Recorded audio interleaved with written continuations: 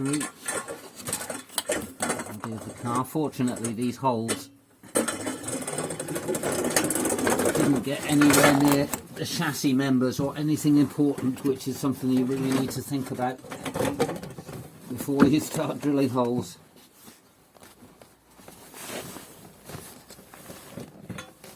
The other way around.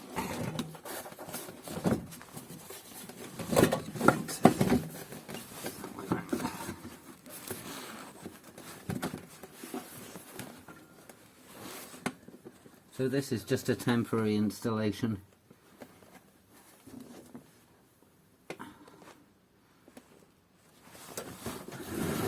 And that goes back to where that's going.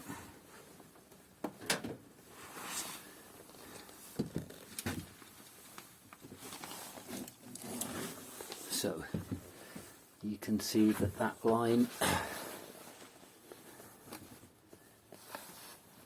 the front is lining up pretty well with the line on the floor here, so there'll be a hole cut through the bulkhead and ducting coming along all the way up there,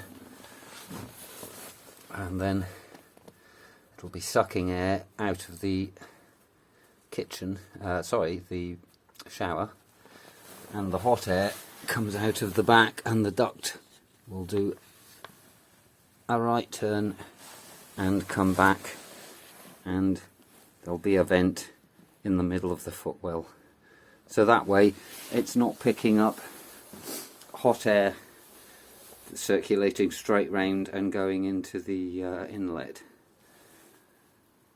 So that's looking pretty good. That's a pretty good installation, and it's actually quite convenient. The rudimentary wiring loom that they've supplied, basically once you've plugged the control panel into this one here, you're basically just left with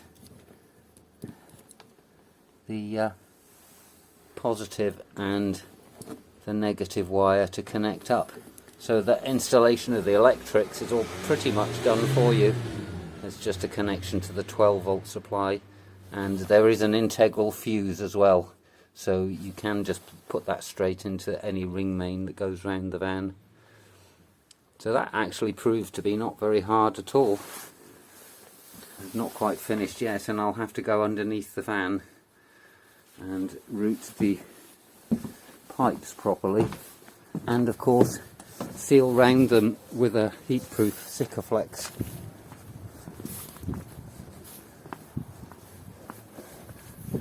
So that it's completely sealed.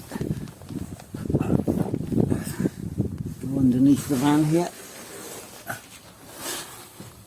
You can see the pipes coming out there, and they'll be routed round clear of the exhaust and also facing away from the direction that the vehicle travels in.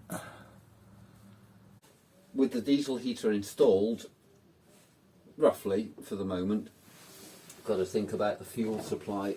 So we have the tank here, and there's two ways of doing this. You could either plumb the heater system into the fuel tank itself, or they supply this 10 litre tank which you could use instead, and we're going to use this tank and put it on the door here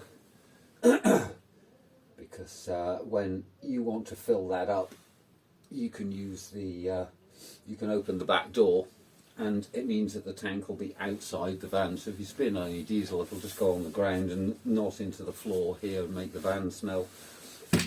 And the reason why we're using a tank is that you can use red diesel for your heater, and if you're going to use the heater a lot, which I suspect might be the case, then you save a considerable amount of money by using red diesel rather than paying for white diesel, which has a lot of road tax on it.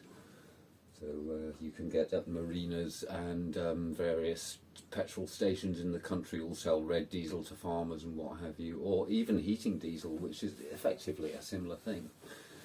So that's what we're going to do here. There'll be space on the floor here, and there'll be a roof rack as well, so it'll be quite easy to fill up a few cans with red diesel, and it'll save a lot of cash. and it saves you having to plumb into the diesel system as well. And if you parked up for a week or two up in the hills or something camping out, then if it's really cold you might accidentally use a bit too much diesel. If it was plumbed into your diesel tank, then you might find that you haven't got enough diesel to get to a petrol station. So that's going to get mounted on there. But the problem that I would have with that is that I'm effectively mounting it onto cardboard here, and this is, if I get a screwdriver on here and show you, that is effectively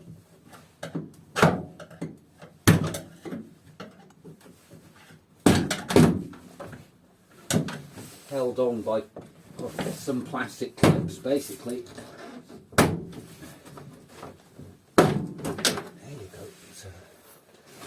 That's all that's holding that on, and as you can imagine 10 litres of diesel weigh a bit, so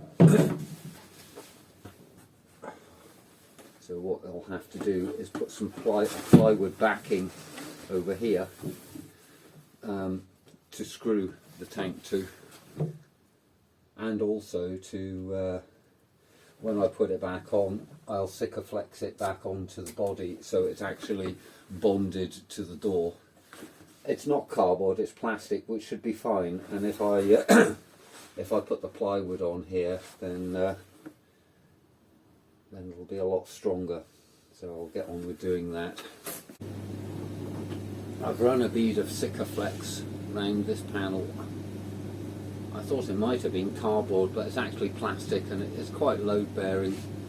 But I'll help that by bonding a bit of plywood onto this side, so that'll stick nicely and it'll give me something to screw into to put the tank on. So I just need to pop this back on.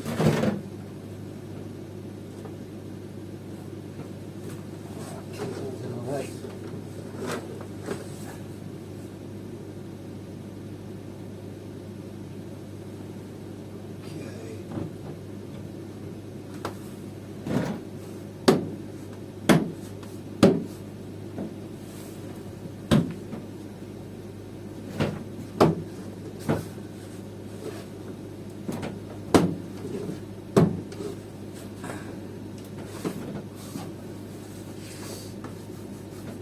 That's all there is to that.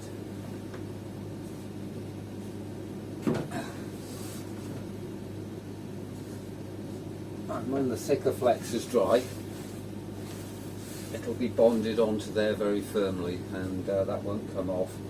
So I shall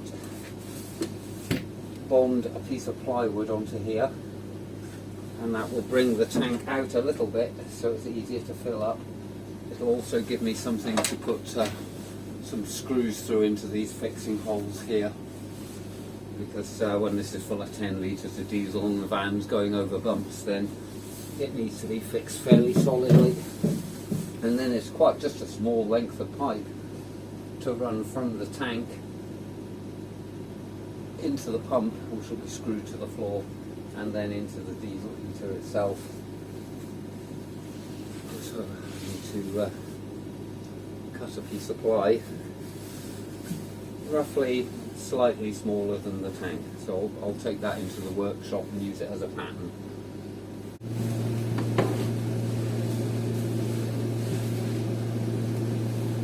I've made a plywood backing pad up here, and I'm just going to bond this directly onto the door panel, which I bonded to the door previously.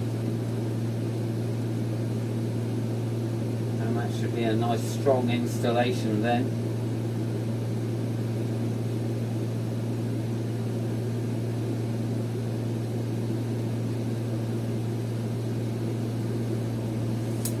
Once this Sikaflex is set, I'll take the tank back off again, and then I can paint the plywood to match the door.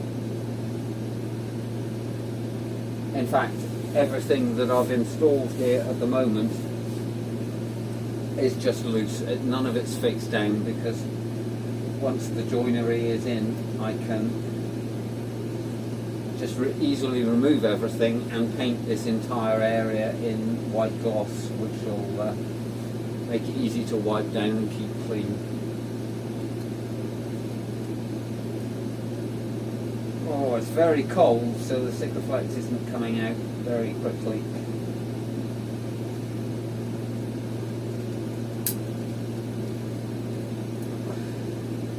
And also it'll take a while to go off, so I put some pieces of wood down on the floor just to take the weight of the tank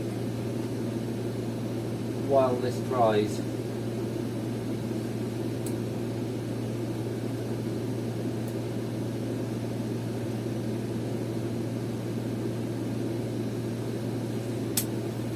And then once the Sikaflex is set, I can take the tank off and screw it back on with big screws that go through into the body of the door.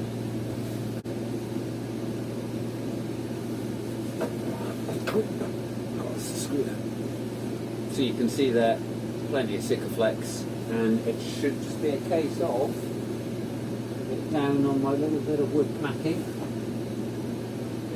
Central on the door and push it on.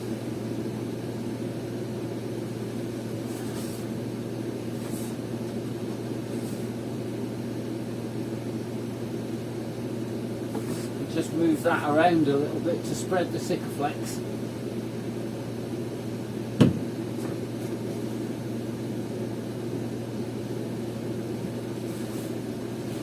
And that's it. That's the fuel tank fixed to the door, and I'm very pleased about that. One less thing to do, and I'll leave that for a few hours to cure before I do anything else. But then the next job will be to run the diesel line and install that. I'll run it under the floor and up through the door jamb here, and it'll have a loop of pipe, so when you open the door there's plenty of slack pipe. But that's effectively the tank installed. Pretty much installed now. I did in fact have to go down to the local automotive supply place and get some more of this pipe, because that really wasn't enough. There's plenty of plastic pipe, but what I've done is run the diesel pipe up back into the van, and this, where it comes out, if I can get a shot where it comes out through the plywood, that will be sealed with Sikaflex to make it airtight, and then that runs to the diesel pump and then the diesel filter, so the diesel is filtered before it gets to the pump. And then plenty of this small plastic pipe. So it's a bit long at the moment. I'm not going to clip this down because I'm going to paint it and that will be in the way. So the pump is going to be mounted there on the plywood. It'll be nice and quiet. I approve of the rubber mounting. I'll keep it very quiet, and then that can be clipped into there, and then all of this pipe will get clipped to the bulkhead and a couple of turns and then clipped to the door. So there's enough slack when you open the door, and the fitting I shall drill once this is set. I'll take that back off again, leaving the plywood on the door, and drill and fit the little fitting that goes in the bottom of the tank. So that's pretty much installed. So I think what I'll do now is just fit this down with Sikaflex onto the plywood, and then that can be screwed down. I can paint round that, so I'm going to fit this permanently onto the floor. But effectively all there is tomorrow morning is the tank fitting, and that's that. And later on I shall plumb in the electrics.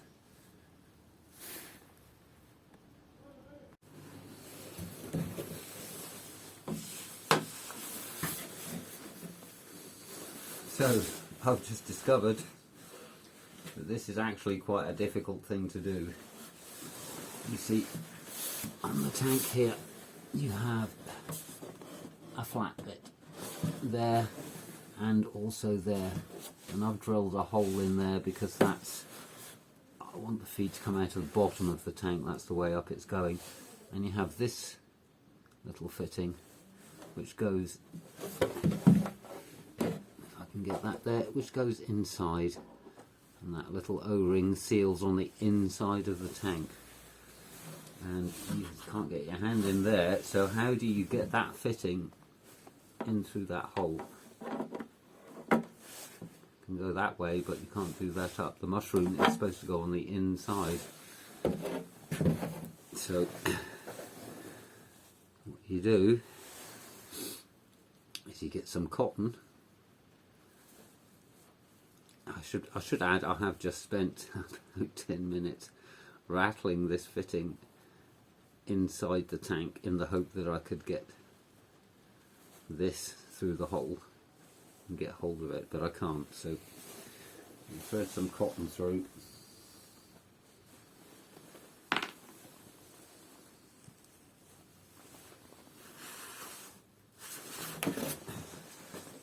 Because cotton is a lot easier to get down and go out, so you can grab it with a bit of wire and pull it through.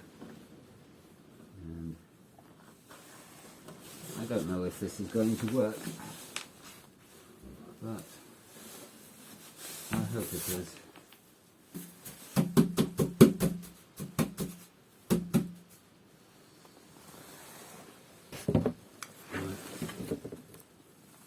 I've got a little bit of wood here.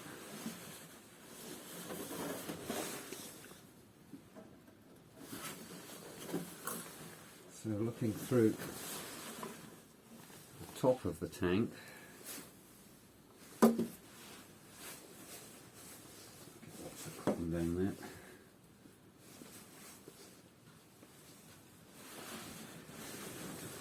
And manoeuvre this so the cotton is across the hole.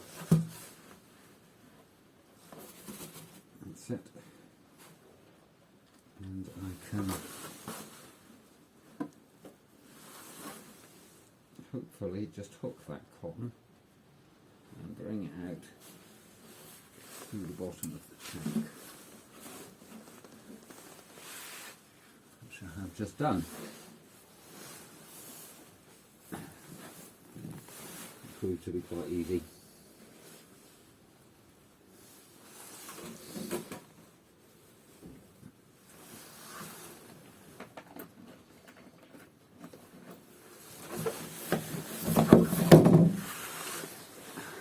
So then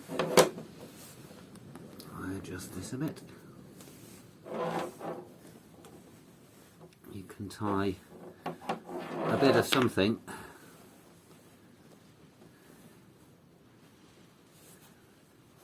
to stop the cotton pulling back through the fitting, which is a bit fiddly, especially with cold hands.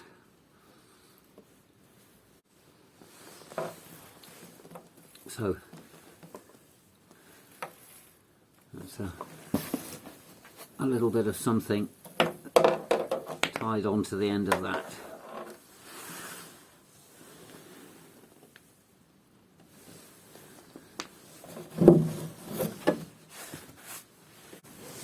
So with the magic of video,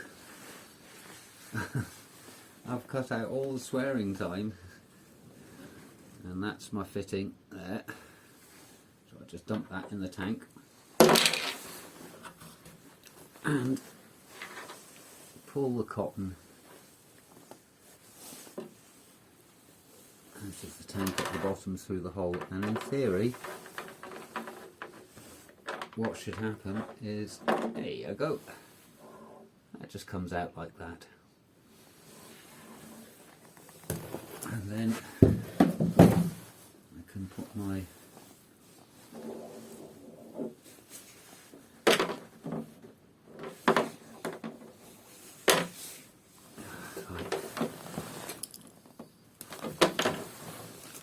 cotton.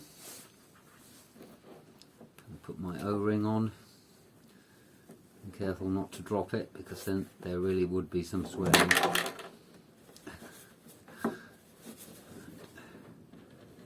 Fortunately the O-ring's a nice tight fit, so once you've got that on, it won't fall back down into the tank.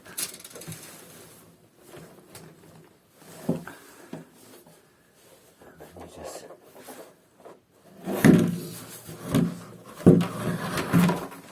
spin the nut on.